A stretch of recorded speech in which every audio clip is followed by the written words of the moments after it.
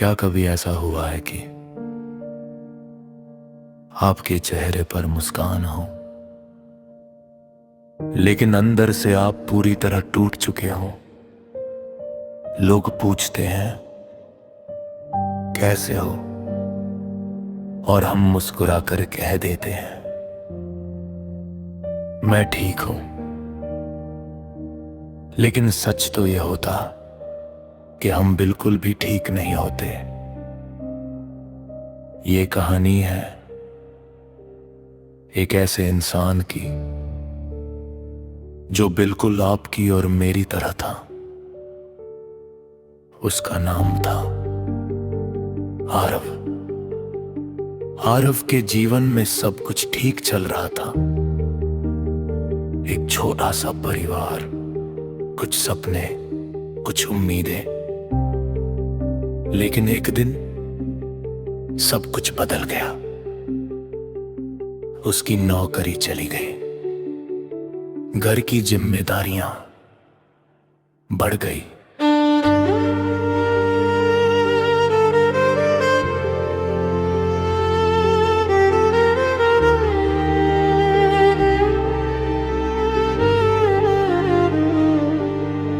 दोस्त धीरे धीरे दूर होने लगे,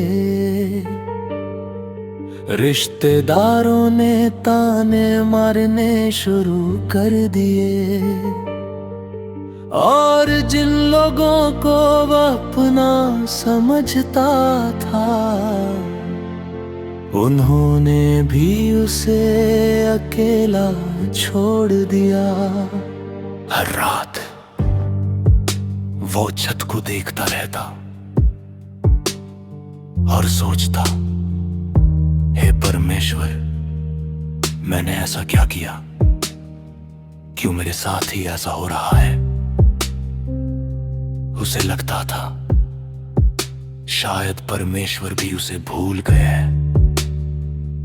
एक रात बारिश हो रही थी। कमरे में अंधेरा था, बिजली भी चली गई थी। आरव खिड़की के पास बैठा बस रो रहा था। उसके आंसू रुक ही नहीं रहे थे। उसने पहली बार दिल से कहा, प्रभु, अगर आप सच में हैं तो मुझे एक बार महसूस कराइए कि मैं अकेला नहीं हूं। कुछ देर तक सिर्फ बारिश की आवाज आती रही।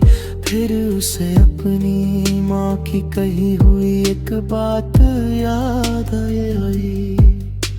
बचपन में जब भी वह डरता था, माँ कहती थी, बेटा, जब पूरी दुनिया तुम्हारा साथ छोड़ दे तब भी परमेश्वर तुम्हारा हाथ कभी नहीं छोड़ते। उस रात वह बात उसके दिल में उतर गई। अगली सुबह कुछ भी नहीं बदला था।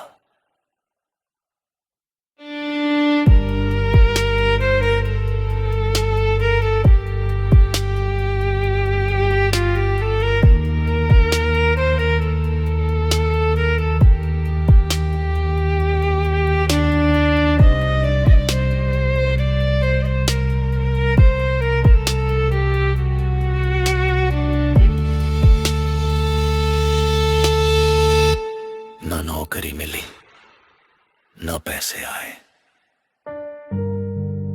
न कोई चमत्कार हुआ, लेकिन उसके अंदर कुछ बदल गया था। पहली बार उसे लगा शायद समस्या बड़ी नहीं है। उसका विश्वास छोटा हो गया था। उसने फैसला किया हर सुबह परमेश्वर का धन्यवाद करेगा, चाहे हालात कैसे भी हों। पहले दिन बहुत मुश्किल लगा, दूसरे दिन थोड़ा आसान, तीसरे दिन दिल में शांति आने लगी, और फिर एक दिन जब वो सड़क पर चल रहा था, उसे एक पुराने दोस्त का फोन आया। उस दोस्त ने कहा,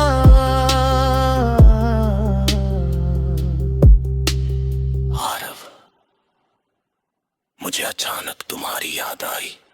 हमारी कंपनी में एक जगह खाली है, क्या तुम इंटरव्यू दोगे? आरव की आंखों में आंसू आ गए। उसे समझ आ गया, परमेश्वर देर जरूर करते हैं,